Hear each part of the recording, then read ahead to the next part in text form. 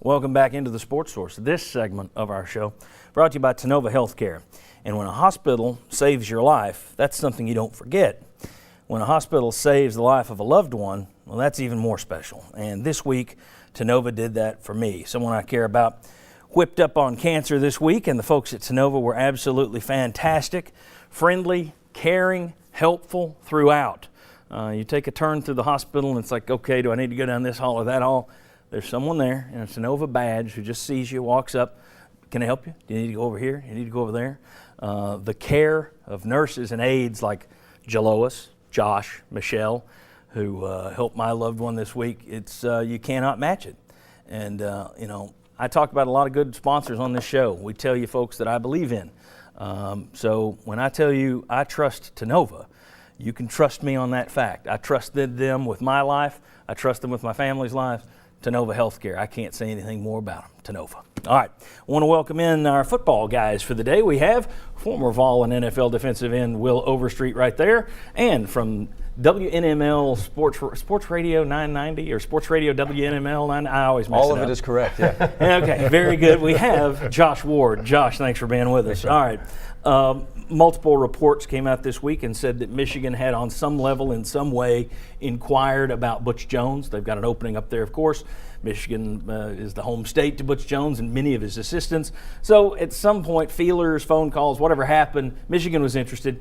Tennessee has been working on a deal with Butch Jones anyway, but it kind of got kicked up a notch. Butch Jones admitted yesterday that, we are working on a contract. My question is, okay, he's got to go in the right direction. There's no question about that. You're in a bowl game. But do you give a raise and a big bump to someone after a 6-6 season? Your thoughts?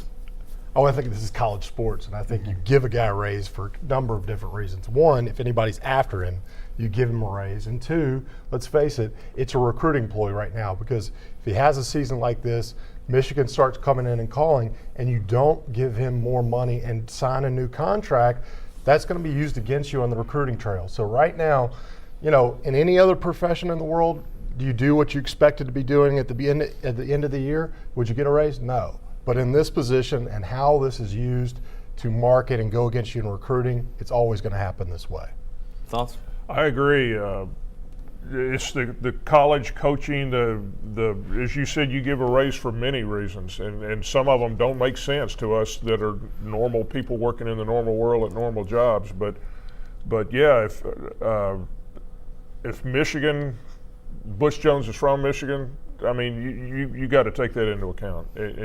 And I also don't think the Tennessee, where does he rank in the SEC out of 14 coaches in pay? Even with a raise of $250,000 to $500,000 that would get him to $3.5 million, he's still going to be in the back half of the coaches of the conference. Way in the back half, isn't it? Probably 10 to 11. And very near the bottom. Yeah, I think the Tennessee coach doing what he's doing needs to be up there. Right, I wouldn't say that he necessarily deserves a raise. I would say the situation almost demands that he gets one. Derek Mason's going to be at the very bottom at Vanderbilt, but everybody else, Dan Mullen's going to get a bump. Hugh Freeze, we already know, is going to get a bump in the SEC.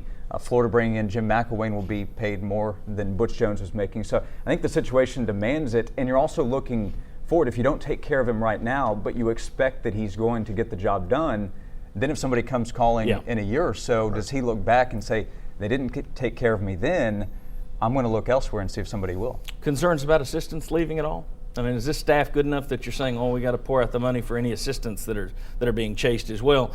At this point, it's like, don't upset the apple cart, isn't it? It is, and I think you have to look at your defense right now. I mean, I think your defensive coordinators, the job that they've done on the defensive line, I think all of those position coaches. I think on the offense, I think talking to some people I know around the area, there's some of those guys I think that could be changed out, and I don't think it would be necessarily a bad thing. But on the defensive side, I think you're going to look at a lot of people are going to be recruiting those guys because of what did we think we were going to have on this defensive line in this front this year? Not much. That's turned out to be a really strength of this team. And when you look at a recruiter like Tommy Thigpen, he's always going to have people paying attention. Right. The news stories most often focus on the head coach, but you have to take care of the assistants as well. Keeping the staff together last year I thought was really important in keeping the 14 class together in recruiting as well. But Steve Stripling, what he did on the defensive line, you bring in a freshman in Derek Barnett and get him ready so quickly. He came in the summer. You have a short rotation at defensive tackle. Did a really good job. Tommy Thigpen, as John mentions, a lot of guys that have to be taken care of. I think that's a big focus in the negotiations too. If your recruiting class has been in the top 10 two years in a row now, if I'm a coach out somewhere forming a staff at Florida or wherever, I'm going to look at these guys and say, look what Tennessee's doing. Those guys can recruit. Right, right. All right.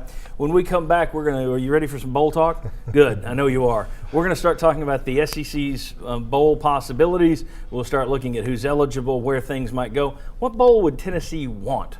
Which one's the best fit for the Vols? We'll discuss that. Plenty more to come in terms of opponents and then our own projections on where they'll land. Come on back on the Sports Source.